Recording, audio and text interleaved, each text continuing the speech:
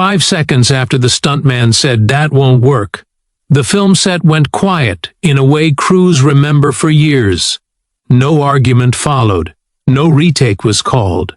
Those nearby would later say the moment ended before it properly began, yet it altered how everyone in that space understood control. Nothing dramatic was recorded on camera, but the crew never forgot what they witnessed off it. The film set was already in motion when Bruce Lee arrived. Cables lay coiled along the edges of the sound stage. Lights were positioned with care, adjusted by inches rather than feet. Crew members moved with practiced efficiency, each aware of where they needed to be and when. Nothing about the environment encouraged spontaneity. This was a place governed by procedure. Stunt work demanded that kind of discipline. Every movement was planned, measured, rehearsed. Risk was managed through repetition and agreement. The people responsible for safety carried authority not because they were visible, but because they were trusted. Their judgment shaped what could and could not happen on camera. Bruce Lee did not disrupt that order. He entered without ceremony, acknowledging those he recognized with brief nods, offering no commentary. He wore simple training clothes, not costume. To many on the crew, he looked like another specialist arriving to perform a specific task. He did not take the center of the space. Instead, he observed. Bruce Lee walked the perimeter of the set, noting distances, angles, and lines of movement. He watched how the cameras were framed and how the stunt marks were placed on the floor. He paid attention to where people stood when they believed they were out of frame. These details mattered more than rehearsal dialogue. The crew noticed him gradually. Not because he demanded attention, but because he asked questions that revealed preparation rather than doubt. He did not question safety protocols or undermine established plans. He listened first. When he spoke, it was to clarify sequence, not to assert authority. This earned quiet respect. Film sets were not training halls. They were collaborative spaces where efficiency mattered more than ideology. Bruce Lee understood this distinction. He did not treat the set as a place to demonstrate philosophy. He treated it as a system that needed to function smoothly. Between takes, he remained still. While others rehearsed movement repeatedly, he conserved energy. He watched the stunt team prepare, noting the assumptions built into their approach. Their experience was evident. Their confidence was well earned. No one anticipated conflict. The day's work proceeded as planned. Cameras rolled, adjustments were made. The atmosphere remained professional, focused on completing the scenes safely and convincingly. Bruce Lee waited, not because he lacked input, but because timing mattered. On sets like this, authority revealed itself through restraint. Those who interrupted too early rarely shaped the outcome. When the moment arrived for his involvement, it did so naturally, without announcement. By then, the routines of the set had fully asserted themselves. Everyone knew their role. Expectations were settled. The structure was in place. It was within that structure that the question would be raised, not dramatically, not confrontationally, but in a way that reflected the environment itself, practical, experienced, and quietly dismissive of unnecessary risk. And Bruce Lee was ready to listen. The veteran stuntman had been on sets like this for years. He was not loud. He did not posture. His authority came from accumulated survival rather than reputation. He had fallen from heights, absorbed impact, misjudged timing, and learned where theory ended and consequence began. The crew deferred to him without discussion. When he spoke, it was understood that he was protecting both the schedule and the people on it. He watched Bruce Lee with professional curiosity. Not skepticism exactly, more a measured assessment. Film sets often welcomed specialists who arrived with ideas shaped by training halls rather than cameras. Most adapted, a few did not. The difference mattered. When the discussion turned to a particular movement, the exchange remained technical. Bruce Lee described the sequence calmly. His words were precise, stripped of flourish. He explained distance, timing, and angle in terms that suggested control rather than speed. There was no bravado in his voice. He was not trying to impress anyone. The stuntman listened. Then he paused. He had seen variations of this before, movements that worked under controlled conditions, that failed under unpredictable ones. His response was not dismissive, but final, the tone of someone who had already tested the limits on behalf of others. "That won't work." The words were not meant to challenge Bruce Lee's ability. They were meant to close a conversation. On sets like this, certain judgments were not debated. Safety left little room for experimentation. The crew accepted the verdict immediately. They had learned to trust that voice.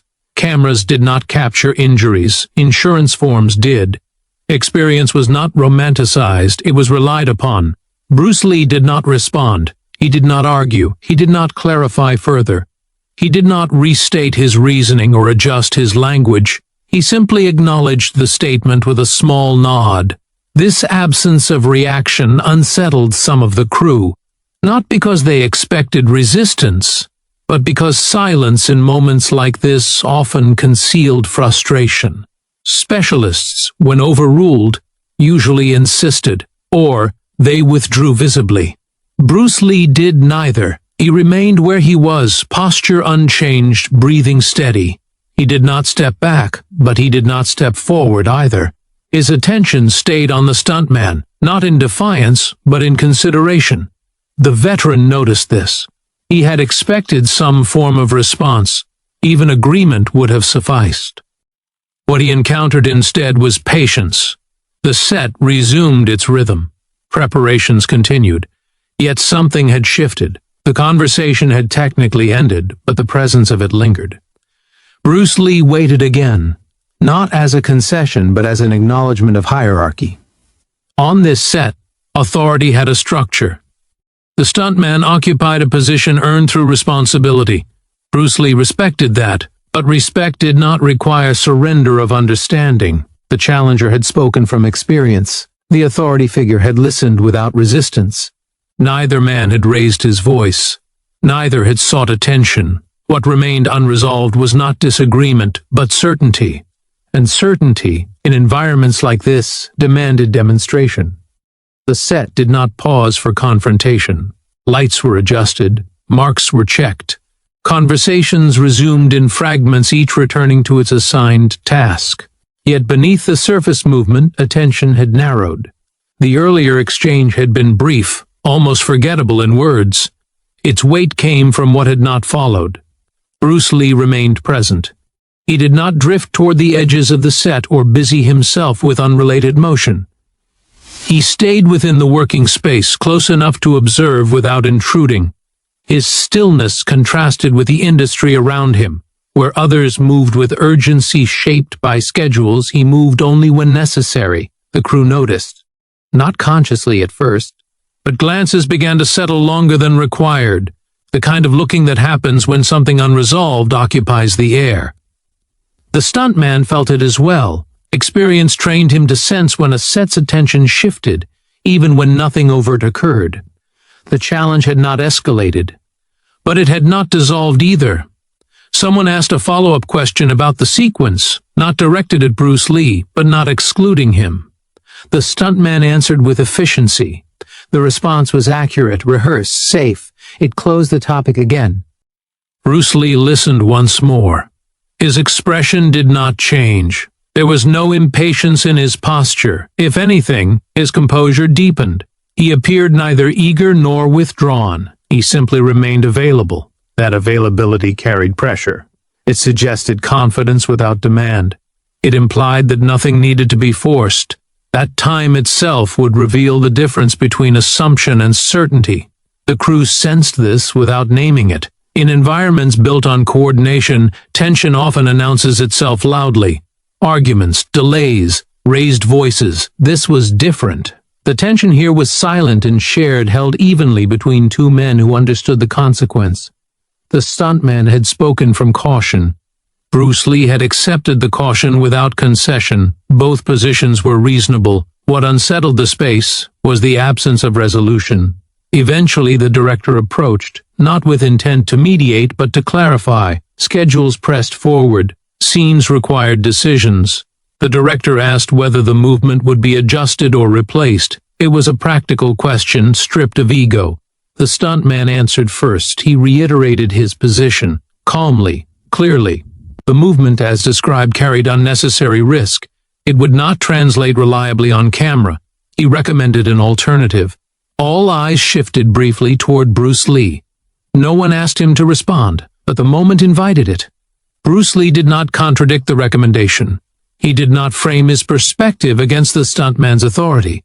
He acknowledged the concern. He recognized the structure of the set. Then, quietly, he offered to demonstrate, not perform, demonstrate. The word mattered. He did not ask for time. He did not request attention. He did not suggest a rehearsal. He simply stated that seeing it might clarify what words could not. The request was measured. It did not challenge authority. It appealed to understanding. The stuntman hesitated. This was not defiance, it was a calculation. Demonstrations introduced variables, they required space, they carried implications, yet refusing carried its own weight. Confidence, when left untested, sometimes hardened into assumption.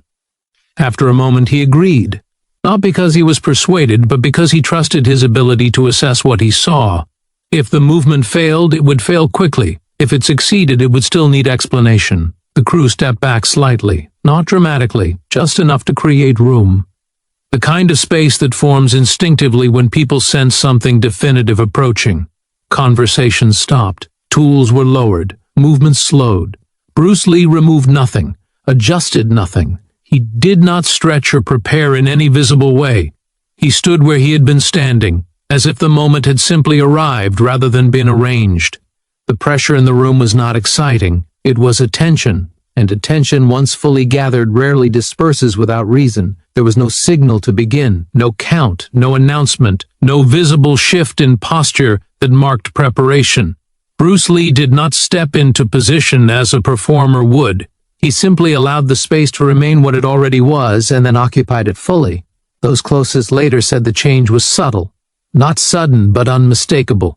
His presence condensed, nothing outward tightened, yet the room seemed to narrow around him. The noise of the set did not stop by instruction. It faded because no one continued speaking. The stuntman watched closely. He was trained to notice margins, distance, timing, where error usually entered. He expected an explanation before movement, or movement followed by justification. Instead, Bruce Lee adjusted his stance by a fraction, aligning himself with the environment rather than against it. Then it happened. Not fast in the way people describe speed, but complete in the way outcomes occur when nothing interferes. The movement was brief enough that some eyes missed its beginning, yet clear enough that no one questioned its end. There was no collision, no strike delivered with force, no display of dominance. What occurred was a removal of doubt. Bruce Lee demonstrated the sequence exactly as described earlier. No embellishment, no added flourish. He did not compensate for safety by reducing intent, nor did he exaggerate risk. The movement resolved itself cleanly, as if the body had simply passed through a logical path already determined. The stuntman felt it before he fully processed it. Not pain, not a threat, but certainty. A recognition that what he had considered unsafe was, in this instance, unavoidable once initiated. The margin he had expected to exploit was not there. The window he believed existed had already closed. The room remained silent, not stunned, not shocked, just still. Bruce Lee did not hold the final position. He did not wait for reaction. The movement ended and he returned to neutral, the same way one finishes a sentence without emphasis. He stepped back, leaving the space as it had been. No one clapped, no one spoke. The director did not immediately respond. Neither did the stunt coordinator. What had been demonstrated did not require approval or rejection. It simply existed, intact and unchallenged. The stuntman exhaled, not audibly, just enough to signal release. His posture softened, though his expression remained composed. He nodded once, not in defeat, in acknowledgement. Later, those who witnessed it would struggle to describe what exactly made the demonstration decisive. Some spoke of timing, others of balance. A few mentioned proximity and angle. None could isolate a single factor. That was the point. What Bruce Lee showed was not a technique to be judged. It was a condition created through precision, awareness, and restraint. Remove any element and the movement would have failed. Leave it intact and it required no defense. The silence that followed was not imposed. It was earned. No one rushed to fill the space after the demonstration. The set did not resume immediately. No assistant called for a reset. No one asked for another look. The silence that settled was not heavy, but it was complete, as if conversation had been rendered unnecessary. The stuntman remained where he was. He did not smile, nor did he look away. His hands rested at his sides, relaxed now, the earlier tension gone. Those who knew him well noticed the change. He had entered the exchange carrying the quiet confidence of long experience. He stood in the aftermath carrying something different, recalibration. He was not embarrassed. There was no sense of having been exposed. What he felt, according to those who spoke with him later, was clarity, the kind that arrives when an assumption dissolves without resistance. He nodded again, smaller this time. "That'll work," he said evenly. There was no irony in his voice, no concession made for politeness. He did not qualify the statement or attach conditions. The words were offered as a conclusion, not a compromise. The crew absorbed this more than the movement itself. They were accustomed to disagreements on set. Stunt work often involved negotiation, repetition, and incremental adjustment. What they had just witnessed skipped those stages entirely. A question had been asked. An answer had been given. Nothing remained open. Several crew members exchanged brief glances, not excitement, recognition. They understood that what had occurred would not be repeated. There was no value in revisiting it. The demonstration had not been designed to persuade. It had simply made further discussion irrelevant. Bruce Lee said nothing. He did not explain what he had done, nor did he clarify what the others should take from it. He stood slightly apart from the group, his attention already drifting back toward the practical requirements of the day. For him, the moment was complete. That, too, was noticed. Had he lingered, the demonstration might have become a performance. Had he spoken, it might have turned into instruction. By stepping away without comment, he allowed the understanding to settle on its own. The director finally cleared his throat. "Let's set it," he said. The crew moved again. Equipment was adjusted. Marks were checked. The rhythm of production resumed, but it carried a different tone now. Movements were quieter. Directions were shorter. There was less second-guessing. In the air, the stuntman took his position without hesitation. He did not ask for modifications. He did not request a slower pass or an alternate angle. His trust was not blind, but it was complete. Whatever concerns he had entered the exchange with no longer applied. Later that day, between takes, he was asked about it. He paused before answering. "It's not about strength," he said finally. "It's about leaving no space." Those words circulated quietly among the crew, detached from the moment that produced them. They were repeated without emphasis, almost as a note to self rather than a lesson to others. By the end of filming, the incident had already begun to compress in memory. Details softened, timings are blurred. What remained was the feeling of finality. The stuntman never challenged Bruce Lee again, not out of caution, out of understanding. And the crew learned something without being taught. That authority does not announce itself, and mastery does not insist on being seen. The film wrapped weeks later. Sets were dismantled, equipment was logged and shipped. The routines that had governed each day dissolved as everyone moved on to other projects, other locations, other arguments about timing and safety and control. But the moment remained. It was not written into reports or mentioned in interviews. No photograph captured it directly. Yet among those who had been present, it settled into memory with unusual clarity. Precisely because it had been so unremarkable in form. Years later, when crew members crossed paths on unrelated productions, the story surfaced quietly, not as an anecdote meant to impress, more as a reference point. Someone would mention Bruce Lee, and another would nod, already recalling the same afternoon. The details varied slightly depending on who told it. The words spoken before the demonstration shifted. The exact placement of bodies changed. The silence never did. What endured was the understanding of what authority could look like when stripped of display. For younger crew members, it became a measure. They spoke of it when discussing performers who relied on explanation or insistence. The comparison was never explicit, but it was always there. That's not how Lee would have handled it. The stuntman carried the lesson into the rest of his career. He did not become quieter or more cautious. He became more precise. Colleagues noticed that he began testing ideas differently, with fewer words and clearer outcomes. When he questioned a setup, it was with specificity rather than dismissal. When he approved one, it was final. He rarely spoke of the incident himself. When asked directly, he would deflect, saying only that Bruce Lee understood movement in a way that removed argument. He never framed it as being proven wrong. He described it as having been shown something whole. Bruce Lee, for his part, never referenced the exchange publicly. Those close to him said this was typical. He did not collect moments of validation.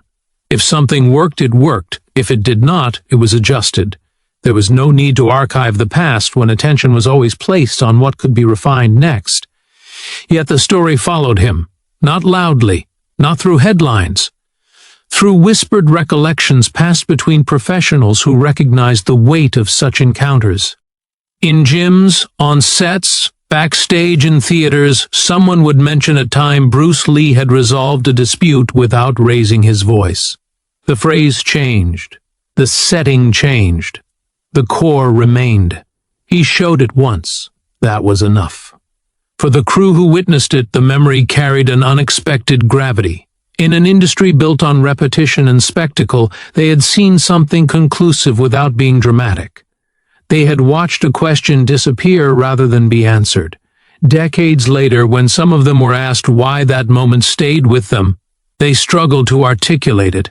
There had been no victory to celebrate, no loss to explain away. Only a brief alignment of movement and understanding that left nothing unsettled. In the end, that was why it endured. Not because it was loud, not because it was impressive, but because it ended exactly when it needed to and left the room permanently changed.